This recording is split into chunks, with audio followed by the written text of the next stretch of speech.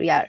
So, Khalida, thank you so much for joining this discussion on Faces of Digital Health to share your insights about healthcare in Kenya and more specifically how it is to be a practicing clinician there. You actually moved to Kenya from the UK, so maybe you can share that experience. So, how did that transition look like, and how do you experience the healthcare system as someone that's been working in the NHS before? Thanks for the question, Tiasha.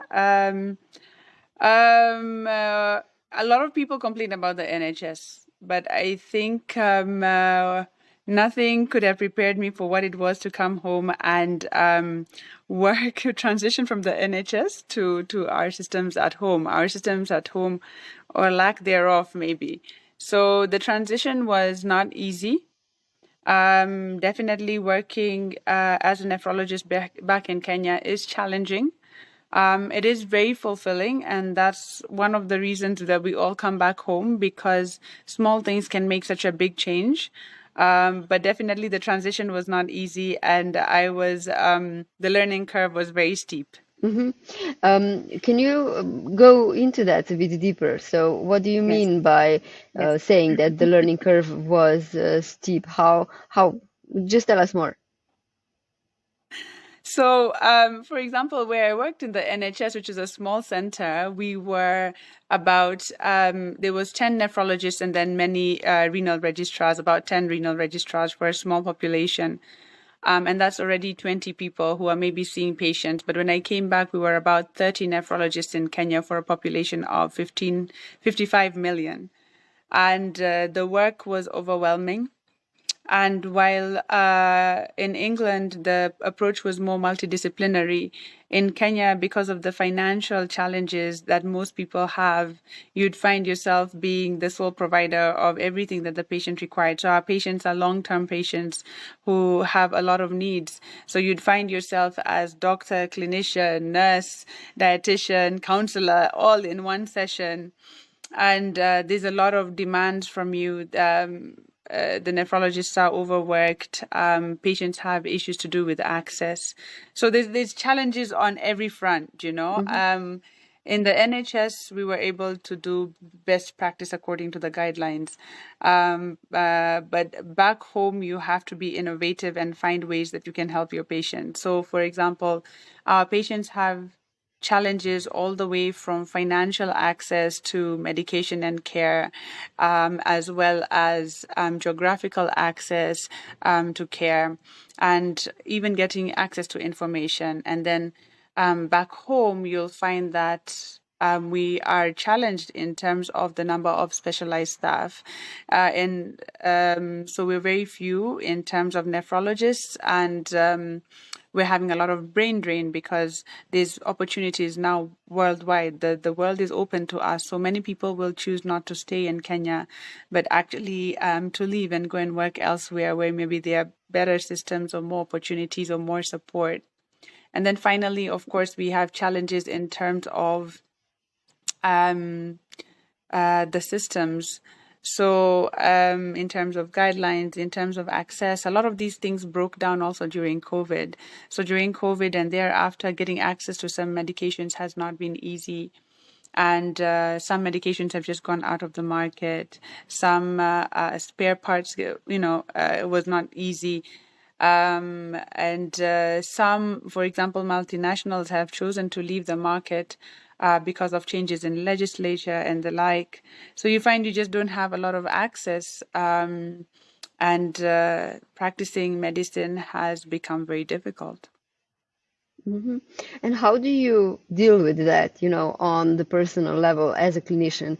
Do you Yeah. just accept that basically you won't be able to help everyone, that you have to lower your expectations about the clinical outcomes? So, what can you actually do, and who is kind of most impactful in trying to change these things for the better?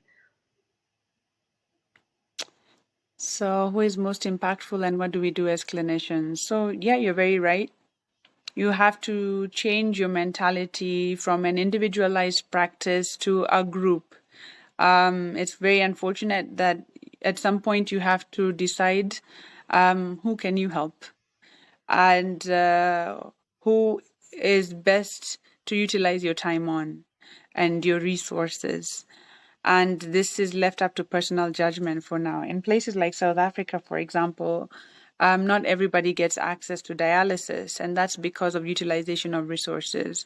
So you have to show that you are transplantable to be able to get access to dialysis. In Kenya, everybody gets access to dialysis, but we do, on an individual level, decide, have a conversation with families.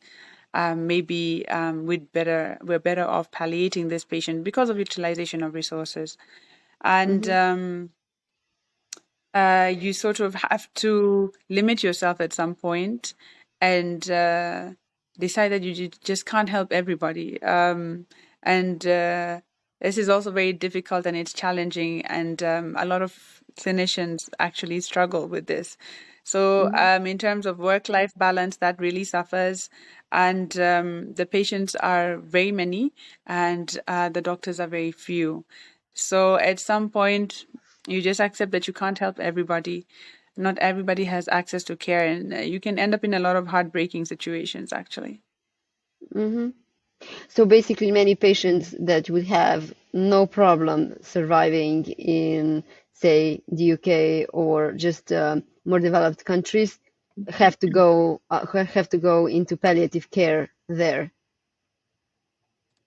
So not only do they have to go into palliative care, so I can't tell you how many patients we miss or how many patients have late diagnosis and they never just quite came to the hospital, mainly because they didn't know they should come to the hospital. There's a lot of myths and rumors around health-seeking behavior and practices, especially in the rural areas. And so many people might not even come to hospital as the first line. And when they do, many times they are unable to afford care. Other times we don't have access to the things that we need to care for them. So practicing in our country, and I'm sure in many countries around the world, is a very interesting feat, actually. You have to be very innovative and you have to think of out of the box solutions to be able to help your patient. So for example, we know what the international guidelines say, but sometimes taking into consideration what your patient can afford, what they can get access to. So I'll give you two examples. I'll say many of our patients have high blood pressure, and within guidelines, you'd say, we shouldn't use nifedipine, we should use amlodipine. Nifedipine has side effects to do with tachycardia and to do with pedal edema, but we use nifedipine as a first line here because it is cheap and it's available and it's locally made, and that's how we control pressures, but if they complicate, access to more advanced care is just not there. You wouldn't think about thrombectomies if somebody had a stroke. You wouldn't think about clot busters. If somebody had a stroke, we'd just palliate, because in most cases, because of two things. Number one, the cost of what it takes. Number two, we don't even have the facilities to be able to do it in many centers. And number three, we don't have the personnel. So for example, we had one surgeon who was able to do endovascular surgeries for neurology. He has moved to South Africa. So these are the challenges that we face. And I'll use a second example. For example, our government is only able to afford support of twice weekly hemodialysis sessions. You see, so around the world, the standard of care is 3 times a week hemodialysis. We are grateful because many African countries are not even able to afford the support for any form of renal replacement therapy. So for even the twice a week dialysis, that is good. We are able to at least bridge quite a number of patients towards transplantation, which we weren't able to do before. But now what guidelines are we using? There's no guidelines for this. Nobody in the world does twice a week dialysis. So we have to innovate, we have to think things through, we have to discuss, we have no studies around this. How do we care for our patients? And we just sort of muddle through and think things through and use case by case. So you do what you can to help your patients. Again, we have no local data surrounding local foods, um, no, for example, when our patients talk about a renal diet, we do not have the nutritional value of these foods. We many times don't really know what to tell them, but we conjecture and say, "Oh, we're going to put this and that together and sort of come up with something that works for them." So, and this started all the way back from our internship, because I remember like one situation where I was in my internship center, and this was maybe about 14, almost 15 years ago. And a patient came in with a pneumothorax into our center, and we did not have a chest tube and we did not have an underwater seal drainage. And this patient had developed, a pneumothorax and they couldn't breathe. So we just stuck in an NG tube, a nasogastric tube, and stuck it to a urine bag, and the patient survived. It was an exciting night. But medicine for us on many fronts, in many times, is about innovating and finding new ways that you can help people and help their quality of life. And I think finally this is what we focus on at the end of the day. Sounds very, very challenging. Yeah.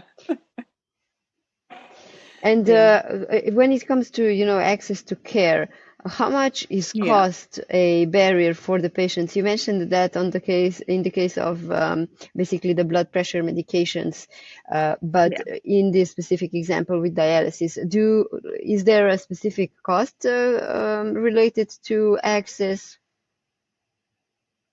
for patients? I So mean, for out of example, pocket cost.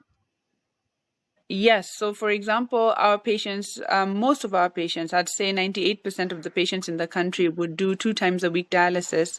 If we had to transition them to 3 times a week dialysis, then they would have to pay for the third session of dialysis.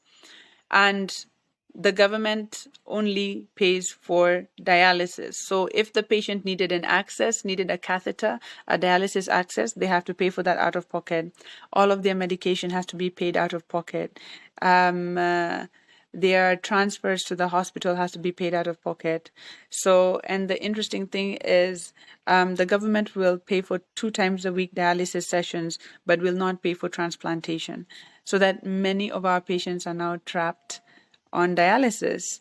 There's no way out, and the only way that they can get a way out is to transplant, and that if they went into transplant, they have to pay out of the medication for transplant out of their pocket, and most people don't have that amount of money.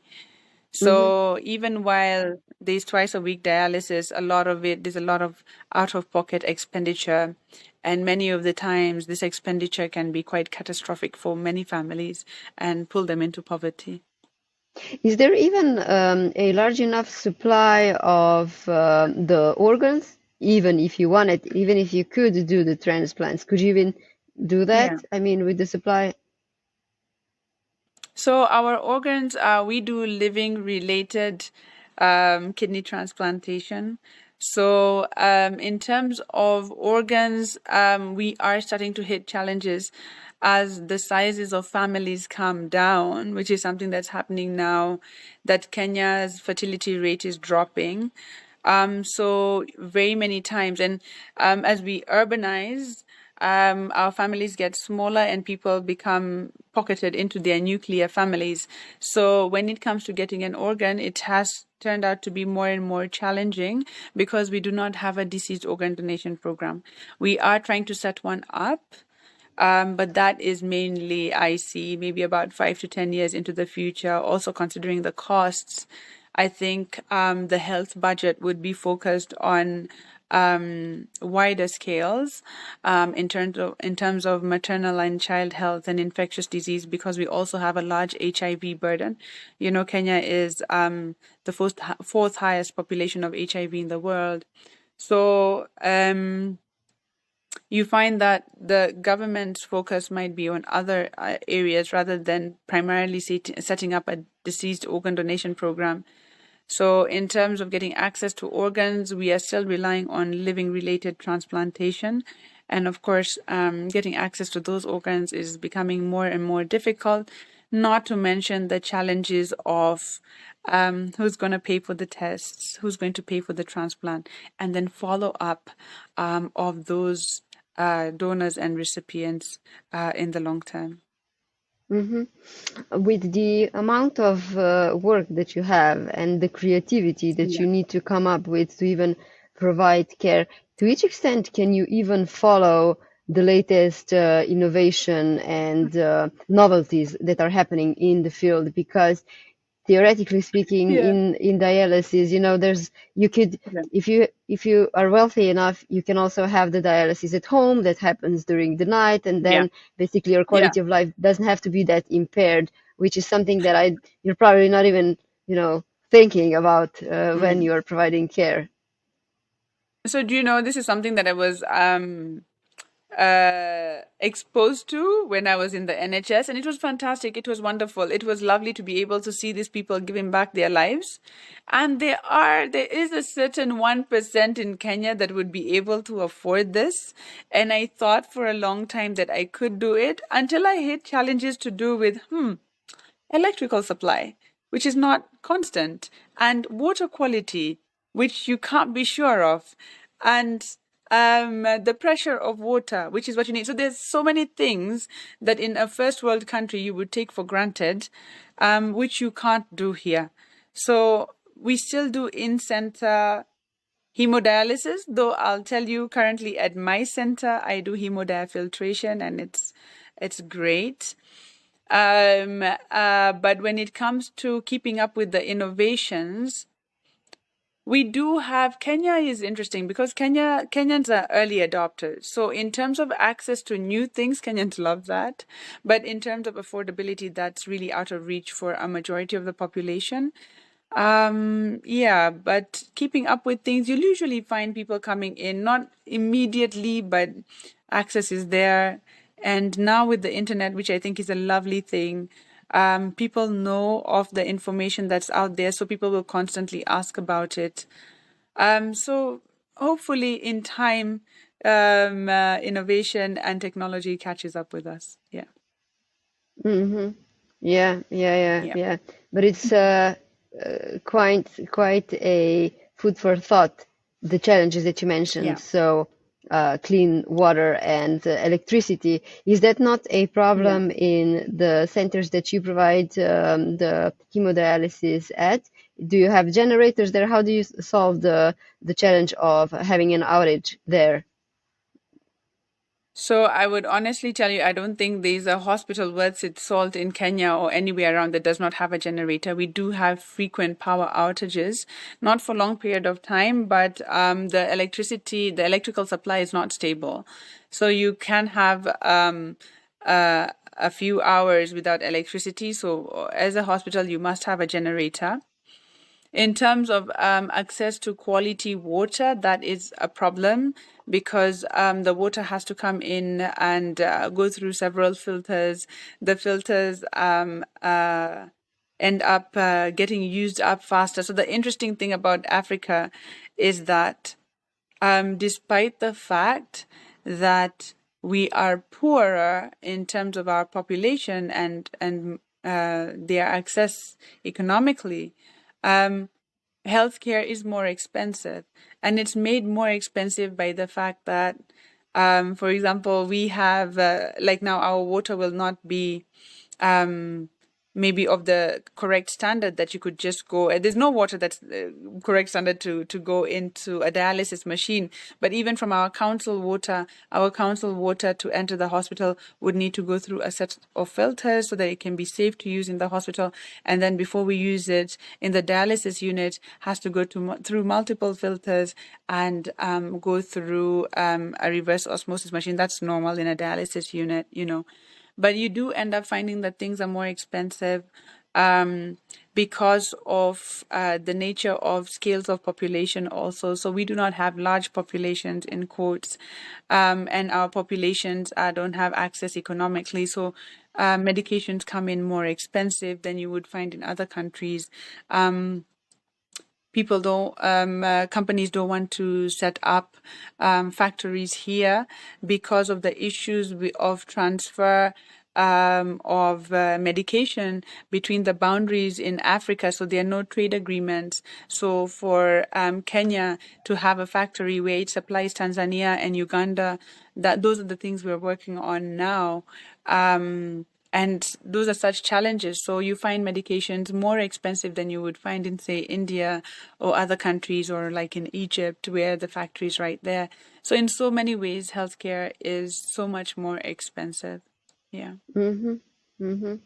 Yeah, that's very insightful. Thank you for that Yeah. Yeah. information. You just got me thinking basically that Yeah. with, the infrastructure challenges, we most commonly mention connectivity, also power outages, Yes. but it's quite difficult to Yes. then start thinking about digital technologies and EHR. So Yeah. how, from the doctor's perspective, how do you see the development of Yeah. that in Kenya? How do you basically manage files and data? Is it all on paper? So a lot of the hospitals still use completely paper, but more and more. So our internet connectivity in Kenya is very good.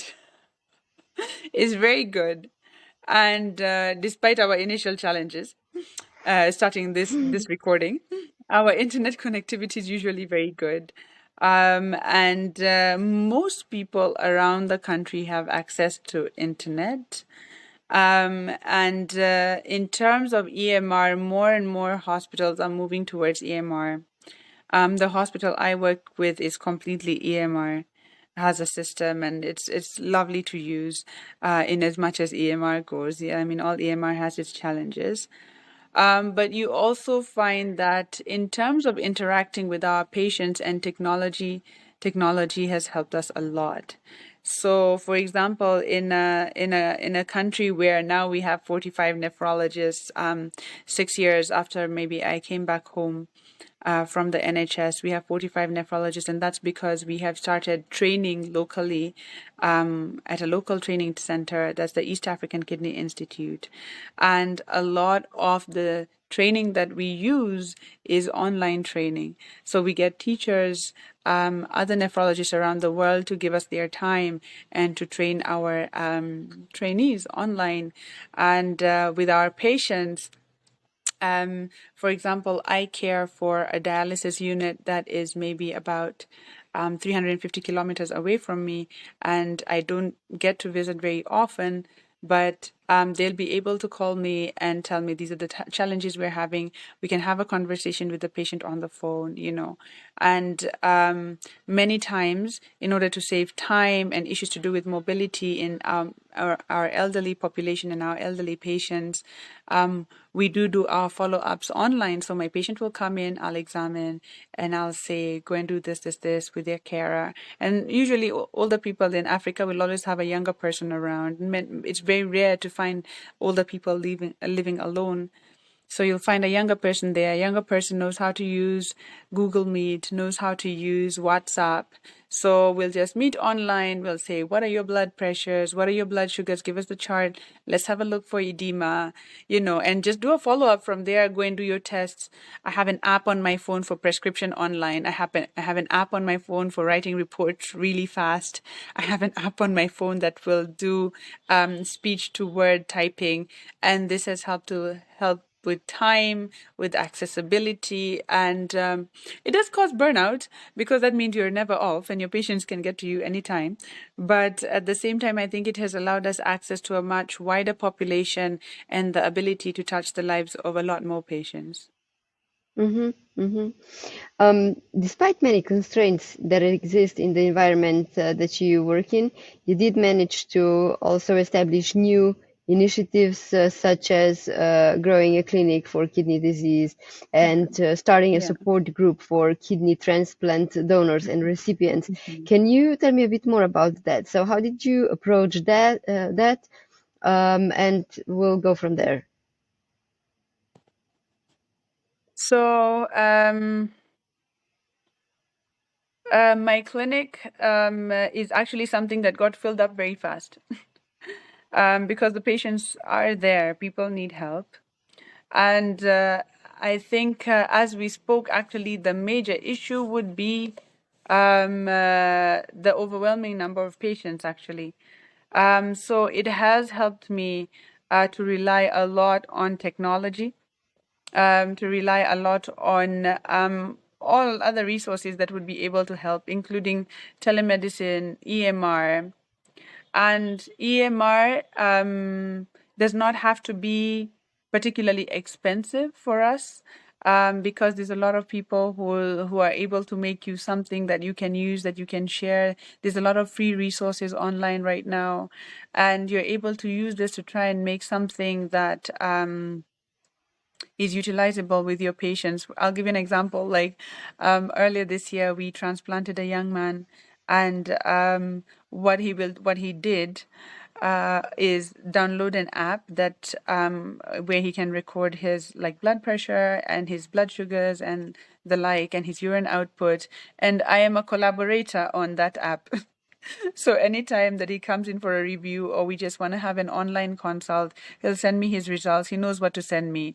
And it's so amazing how quickly, how technology is going, and young people grasp technology so easily. So he'll send me his blood pressure chart. Like, we'll just log into the app. His urine output is there. He'll go and I'll send him a prescription online. He will go and do his bloods, and he will send it to me on WhatsApp.